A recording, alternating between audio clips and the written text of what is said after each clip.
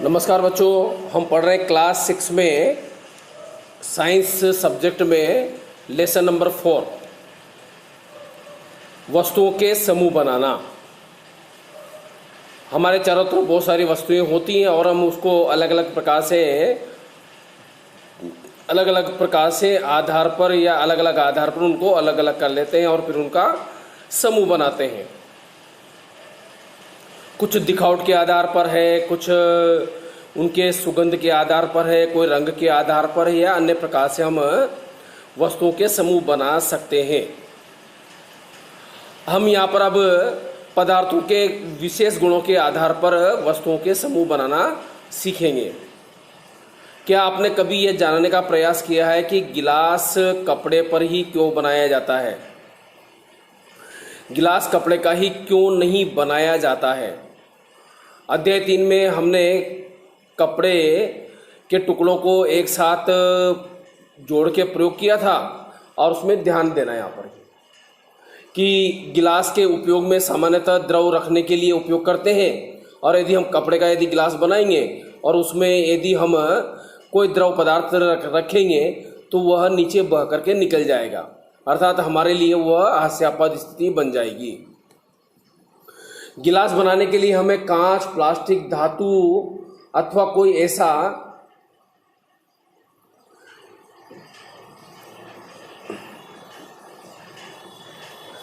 पदार्थ चाहिए जो जल को रोक सकता है, और इस प्रकार खाना पकाने के लिए भी पात्र के लिए कागज का उपयोग करना भी बुद्धिमानी का कार्य नहीं होगा।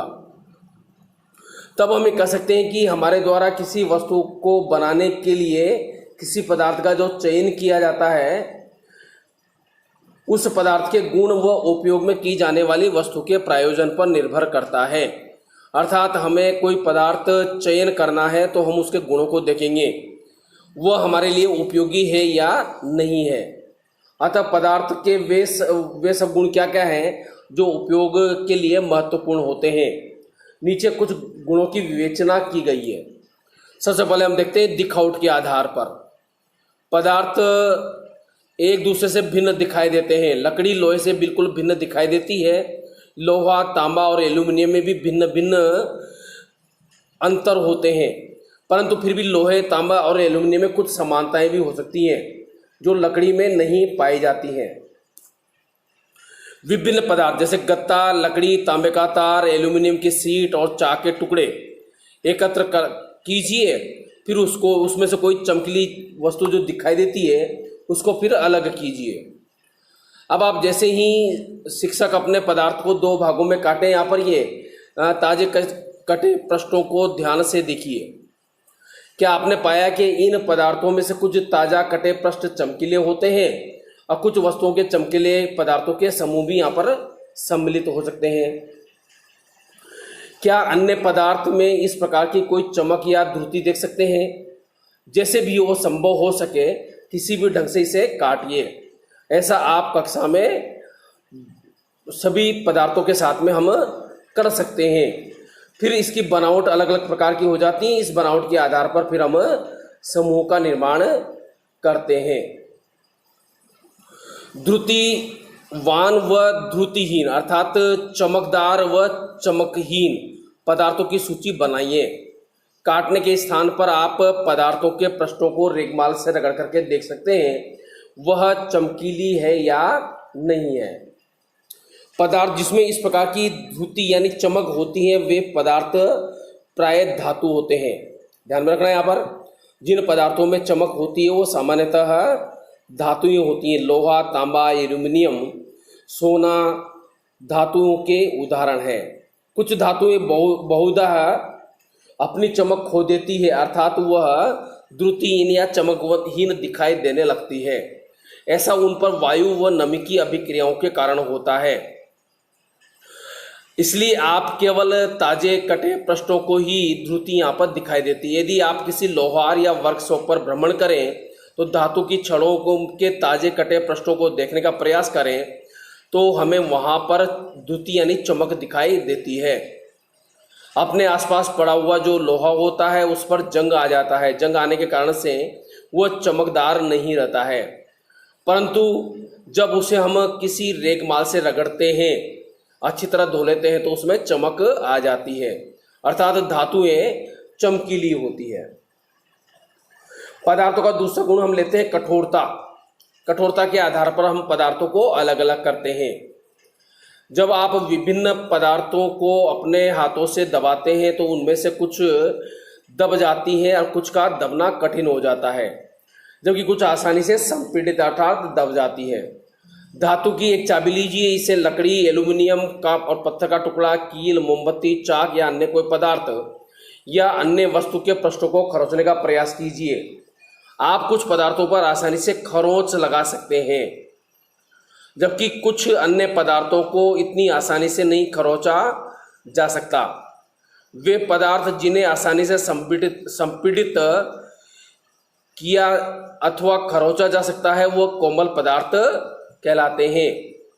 ध्यान में रखें, ऐसे पदार्थ जिनको आसानी से खरोंचा जा सकता है या आसानी से संपीड़ित किया जा सकता है उन्हें हम कोमल या नरम पदार्थ कहते हैं, जबकि अन्य पदार्थ जिन्हें हमें संपीड़ित नहीं कर सकते, उसमें खरोंच भी नहीं लगा सकते, ऐसे पदार्थ कठोर पदार्थ कहलाते हैं। उदाहरण के लिए रुई अथवा स्पंज कोमल है, जबकि लकड़ी कठोर पदार्थ है। इस दिखावट में पदार्थों के विभिन्न गुण हो सकते हैं, जैसे चमकना, कठोरना, खुरदरा होना अथवा चिकना होना। क्या आप अन्य गुणों के बारे में सोच सकते हैं जो किसी पदार्थ की लिखावट का वर्णन करते हैं? इसी आधार पर हम पदार्थों का जो समूह बनाएंगे वह विलेय और अविलेय के आधार पर बनाएंगे। ऐसे पदार्थ जो जल में घुल जाते हैं वह जल में विलेय होते हैं, जबकि जो जल में नहीं घुलते वह जल में अविलेय पदार्थ कहलाते हैं। जैसे हमने कुछ ठोस पदार्थ ले लिए, चीनी, नमक है, चाय का पाउडर है, बालू रेत है, लकड़ी का बुरादा है।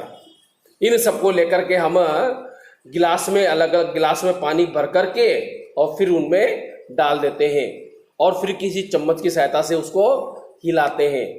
धीरे धीरे हम क्या देखते हैं कि कुछ पदार्थों पानी में घुल जाते हैं और कुछ पदार्थ नहीं घुलते हैं, अर्थात जो घुल गए वो तो विलेय पदार्थ होते हैं और जो नहीं घुले वो अविलेय पदार्थ होते हैं। इनमें से हम देखते हैं कि नमक जो है वो जल में पूर्णतः लुप्त हो जाता है, अर्थात पूरी तरह से विलेय होता है। चीनी भी घुल जाती है, जबकि बालू, चाक पाउडर और लकड़ी का बुरादा पानी में घुलता नहीं है, यह अविलेय पदार्थ है। अब आप ये पाएंगे कि कुछ पदार्थ जल में पूर्णतः लुप्त हो गए, अर्थात घुल गए यानी विलीन हो गए, तो हम कह सकते हैं ये पदार्थ जल में विलेय होते हैं। अन्य पदार्थ जल के साथ में मिश्रित नहीं होते तथा काफी समय तक गिलास में विलुप्त करने पर भी जल में लुप्त नहीं होते, ऐसे पदार्थ अविलेय कहलाते हैं। चूंकि बहुत से पदार्थ को विलीन कर सकता है, इसलिए हमारे शरीर के प्रक्रियाओं में एक महत्वपूर्ण भाग होता है यहाँ पर ये, तो जल में द्रव भी जल में विलेय हो जाते हैं। अब देखिए, इसी प्रकार से हम सिरका, नींबू का रस, सरसों का तेल, नारियल का तेल, मिट्टी का तेल या अन्य कोई द्रव पदार्थ का नमूना भी हम लेते हैं और इन्हें भी हम पानी में डाल देते हैं। डालने के बाद में यह पानी में घुलते या नहीं घुलते हैं, अर्थात विलेय होते हैं या नहीं होते हैं, इसे हम अच्छी तरह से देखते हैं। जब इस मिश्रण को हम अच्छी तरह से मिक्स करते हैं अथवा चम्मच की सहायता से हिला करके मिलाते हैं तो इनमें से कुछ पदार्थ तो मिश्रित हो जाते हैं और कुछ पदार्थ मिश्रित नहीं होते। हम देखते हैं सामान्यतः सिरका यह बली भांति रूप से घुल जाता है, नींबू का रस घुल जाएगा, जबकि सरसों का तेल और नारियल का तेल और केरोसिन जल के ऊपर तैरते हुए रहते हैं, ये घुलते नहीं हैं। और इस आधार पर ये कह सकते हैं हम कि द्रव में द्रव भी घुलनशील या अघुलनशील हो सकते हैं।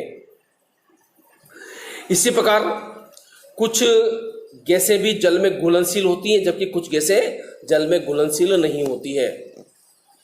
हम श्वास लेने के लिए ऑक्सीजन का उपयोग करते हैं, वो ऑक्सीजन गैस भी जल में विलयशील होती हैं और इसलिए जल के अंदर में रहने वाले जो जंतु होते हैं या पादप होते हैं उनमें श्वास लेने के लिए वह जल में घुली हुई ऑक्सीजन का ही उपयोग करते हैं। अगला टॉपिक हम लेंगे अगली क्लास में।